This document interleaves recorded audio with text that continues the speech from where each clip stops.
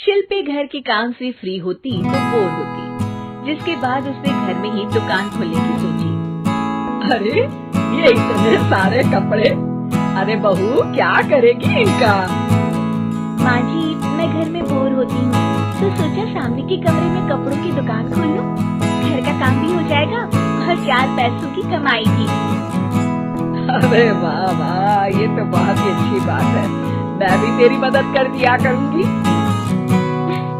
वाह माँ जी, तब तो मजा आ जाएगा। अब हम दोनों मिलकर खूब पैसे कमाया करेंगे। अब क्या था, सास बहू का काम चल पड़ा। एक दिन, अरे राकेश की माँ, सुनती हो? कहाँ चली गई? भूख के मारे पेट में चूहे कूद रहे हैं। अरे नंदिनी, कहाँ हो? भूख लग रही है। पापा कहाँ है माँ? पता नहीं बेटा, भूख लग रही है। आज तो किसी ने चाय भी नहीं पूछी। तभी सास बहू घर के अंदर ढेर सारे सामान के साथ आती है और वो भी हंसती है। अरे वाह बहू, ये तो बड़ी अच्छी मार्केट दिखाई तुम्हें। वही सस्ता सामान था।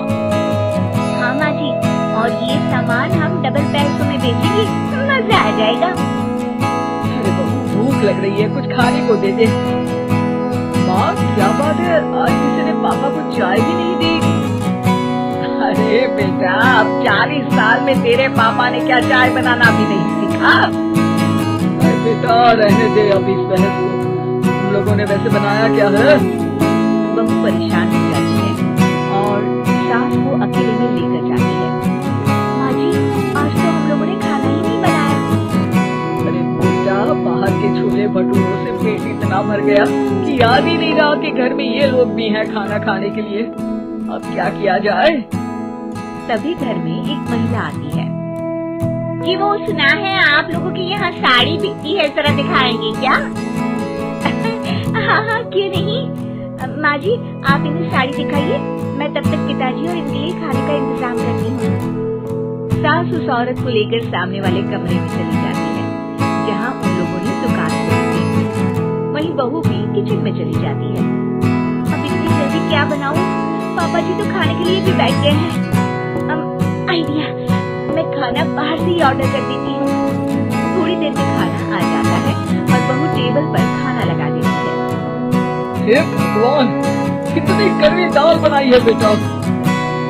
नहीं पिताजी, वो क्या बात है नंदिनी, रोटी तो जमाई ही नहीं जा रही है, लग रहा है रबड़ खा रहा हूँ। एक तो इतने महंगे होटल से खाना मंगवाया और वो भी इन लोगों को पसंद नहीं आया। तभी सास नोट गिनती हुई बाहर आती है। वाह माँ जी, बड़ी कमाई हुई लगती है। हाँ, मैंने वो 2000 वाली साड़ी 3000 में बेच दी। अरे वाह माँ जी। दोनों सास बहू बहुत खुश हो जाती हैं। मेरे पेट में ना बेटा जोर का दर्द हो रहा है। अरे माँ, क्या हुआ? पेट में दर्द? बाहर का कुछ खाया था क्या? मैदा तो नहीं खा लिया? मैंने छोले भटूरे खाए थे। माँ क्यों खाए? आपको तो पता है कि आपको मैदा सूट नहीं करता। चलिए माँ को डॉक्टर के पास ले जाते हैं। तभी अंदर से पापा की आवाज आती है। हे भगवान, मेरा तो पेट खराब हो गया। सब पिताजी के पास जाते हैं। पिताजी, आपको क्या हुआ? खाना बासी था शायद। अरे पिताजी, नंदिनी जानती है कि बासी खाने से आपकी तबीयत खराब हो जाती है, तो वो ऐसा क्यों देगी, है ना नंदिनी? वो खाना मैंने बाहर से ऑर्डर किया था। मैं और माँ दुकान का सामान लेने गए थे, इसलिए खाना नहीं बना पाए। क्या नंदिनी, दुकान के चक्कर में तुमने तो सारे घर का हाल बिगाड़ रखा है। चलो अब माँ और पापा को लेकर अस्पताल चलते हैं। अस्पताल में जाने पर डॉक्टर कहते हैं, हाँ, इन दोनों को तो एक दिन के लिए एडमिट करना पड़ेगा। क्या?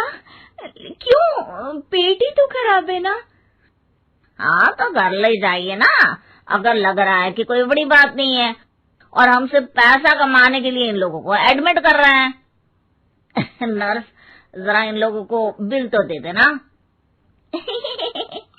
चलिए मैं आप लोगों को पैकिंग हित समझा देती हूँ।